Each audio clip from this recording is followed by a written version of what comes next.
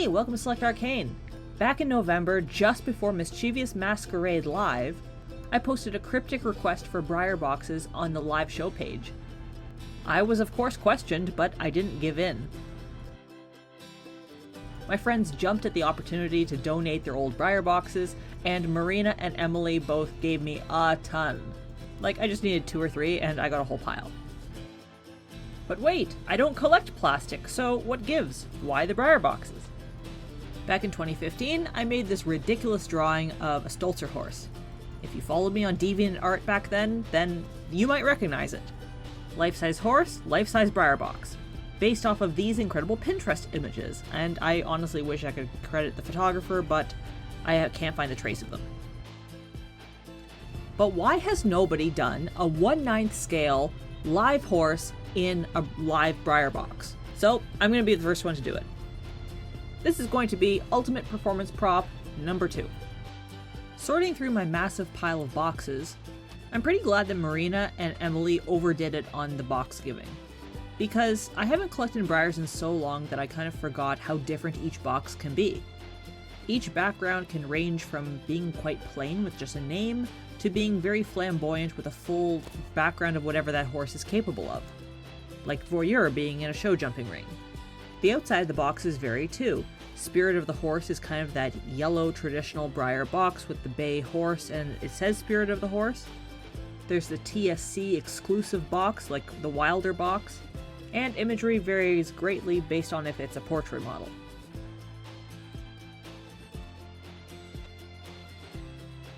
Let's not even get started with the Christmas box, which is completely different than everything else. So, huge shout out to Marina and Emily who saw this coming, but didn't actually know it. I'm going to be using my Kipling resin for this project, Royal Canadian Mint, sculpted by Morgan Kilburn, painted by Darren Benarchuk of DJB Studios. I've had this idea for a very long time, and spoiler alert, it's one of the reasons I got a Kipling resin. Pulling out my smallest box and background, I realized even this box is too big for this small pony, so I'll still have to do some custom measurements. This Breyer box is going to be part of a long-term plan because eventually I need a child for this pony, there has to be a tax set involved, so I hope you stick around and follow along when I'm eventually able to do these things. So let's get started. This journey begins at the Home Depot because I obviously need wood for this project. Laminating the current Breyer boxes is just not an option. It won't be durable enough for showing in performance and using it multiple times. So this is going to be an actual custom box.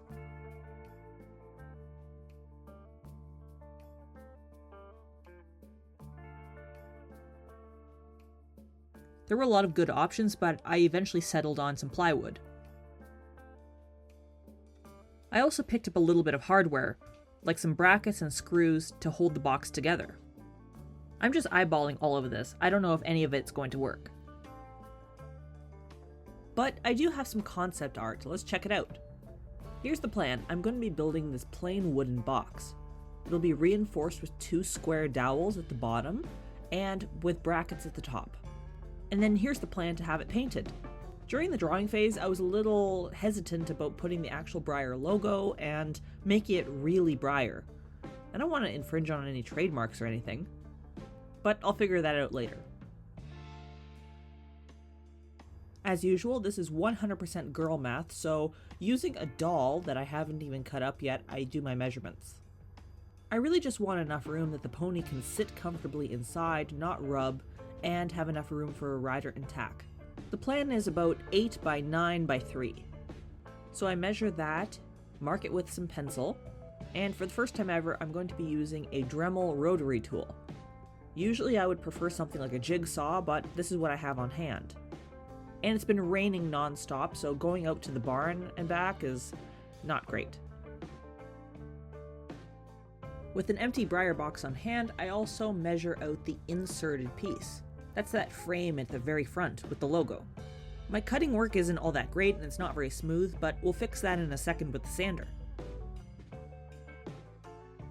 Oh, and for those who have a home studio and want to cut just like this in their studio on their table, I'm using some blocks of wood to raise up my piece of wood so I don't cut my table and damage it.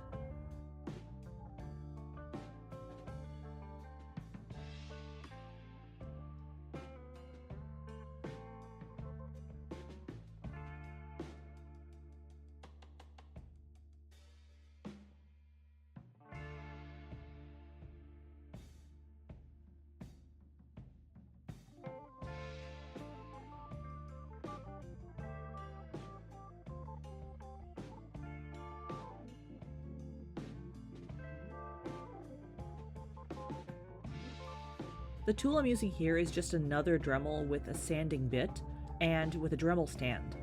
This is the same tool that I use as a drill press when making jumps. So if you're looking to get into woodworking to make some model horse props, I highly recommend a Dremel and a stand. Right now I'm smoothing out the edges and making sure there are no splinters and that everything's even. I do this for all of the edges of the wood.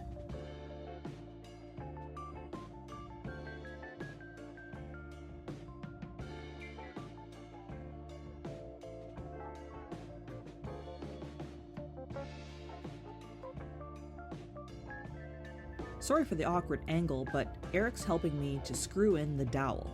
He holds the dowel and applies the pressure while I insert the screw. We do this for both sides, but sorry, there's not really any good footage of it.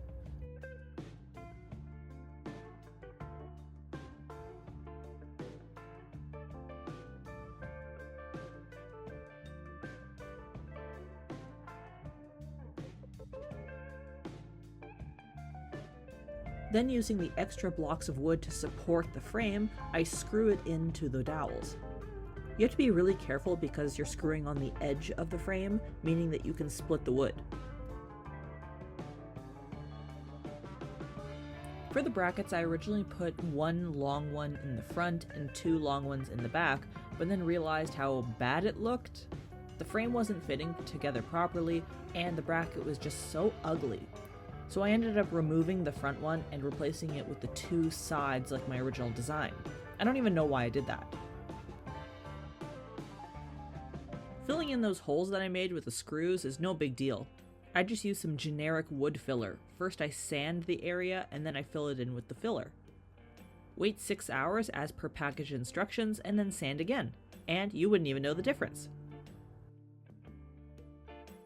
This brand new brand of spray paint was recommended to me at Michael's. It's called pēbēo from France.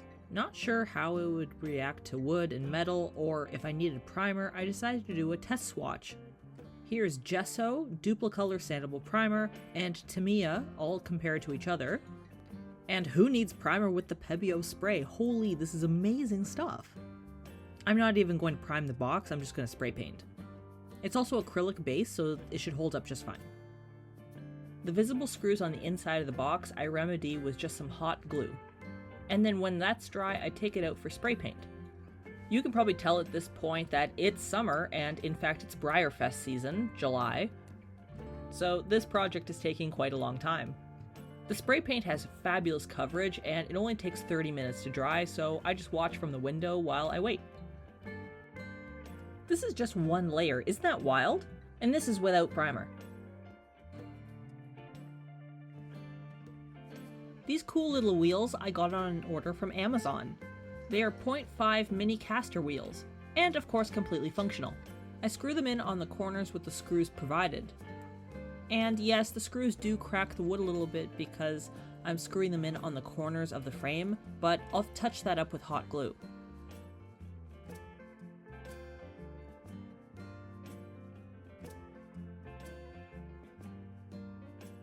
With the box virtually done, let's turn our attention to the graphics. Eric, who is my co-conspirator for the pony trailer, also known as Sentimental Taco Photography, took some great shots of both Royal Canadian Mint and the background. I'm going with something simple, similar to the Wilder box, because I'm not a graphic designer. And I'm not sure how it's going to print out. The program I'm using is Photoshop 2021, and I know it's fallen out of favor because it can be very expensive and clunky to use for new artists, and I'm sure there's something better now. Essentially, any photo editing tool will work.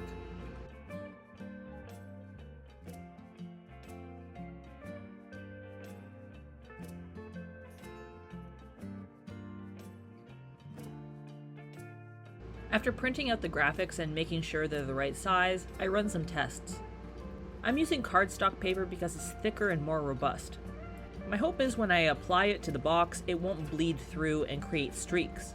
I'm using this Americana decoupage stuff by Deco Art. It's like poor man's Mod Podge, I guess. I bring out my test board again, apply a little decal, which I clearly mess up a little bit, and on its own, it definitely bleeds. So this definitely won't do. Next, I spray a test strip on both sides with Tester's Dull Coat. I'm hoping this will lock in the ink so it doesn't bleed. But unfortunately, the decoupage basically makes that useless.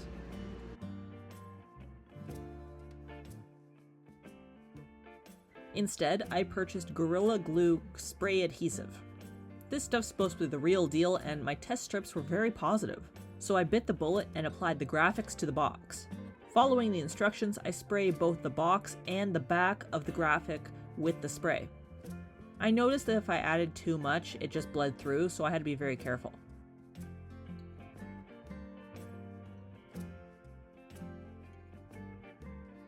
Also, just a note, I used some masking tape to cover the wheels so I didn't spray them.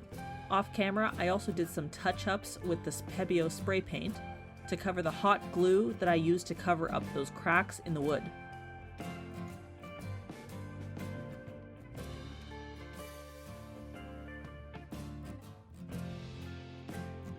And after all that, the Breyer box is done.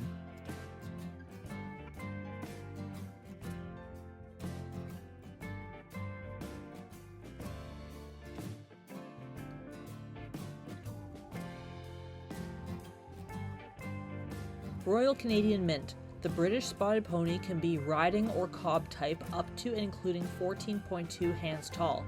There are approximately 800 British Spotted Ponies left, making them a rare breed.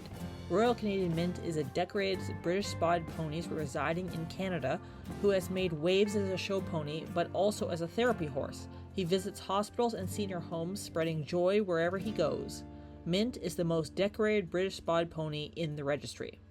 It was so fun coming up with a little background and story for Mint. I'm not actually sure if Breyer has made a British Spotted Pony.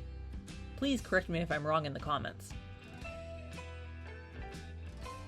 Off camera, I did add the Breyer logo in, as well as a Select Arcane exclusive, in line with Breyer's TSC exclusive box.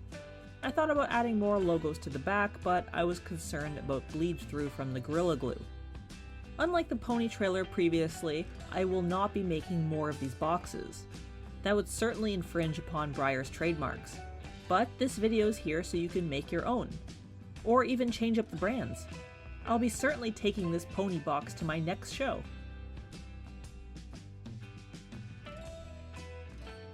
Thank you so much for watching, and if you enjoyed this video, please like and subscribe. You can follow me on Instagram at SelectArcane and on Facebook by the same name. You can also follow Eric at Sentimental Taco Photography on Instagram. Thanks for watching. Bye!